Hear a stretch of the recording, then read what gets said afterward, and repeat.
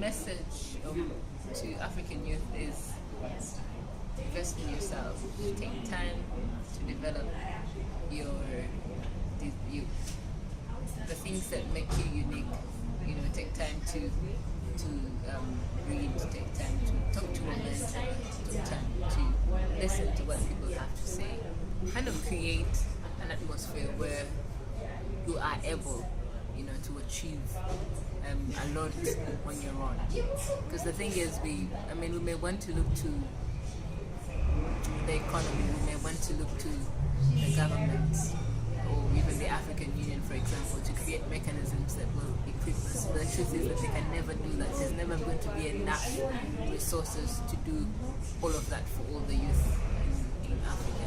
Another important thing that I would want to highlight, especially to youth, is take advantage of what has become technology of the day.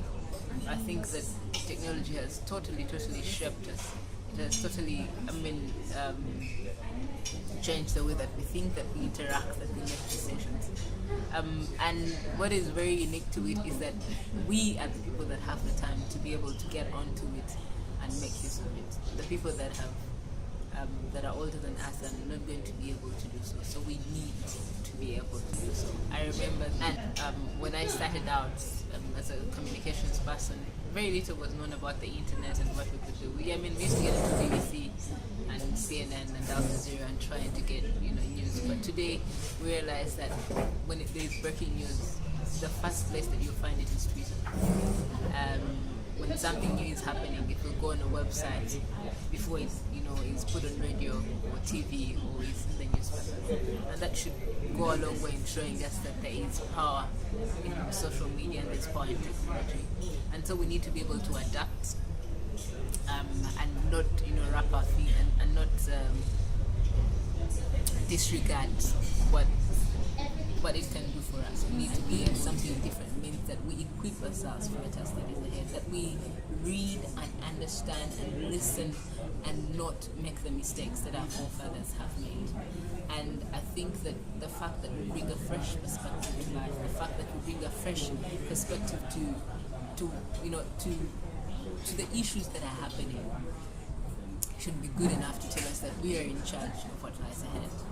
And I think that once we understand the mandate that we have, then we'll be able to take on that mantle of leadership without reservation, and we'll be able to do what is within our power to make sure that we change what has become our continent today. So African youth, take the time to be better people, take the time to read and understand and talk to people and do research and be better people than what our world has predicted us to be. Because I think that society has also shaped us and has expectations. And half the time when you talk about youth and we talk about the youth agenda, we're looked at as young people who are inexperienced. But then I have realized that it is never about experience, it is about how much I know and how much of it I'm able to put into practice. And that's what makes us different from these other people that are dwelling on experience. Because experience can only take you a long way. But there's also the skill that you have developed.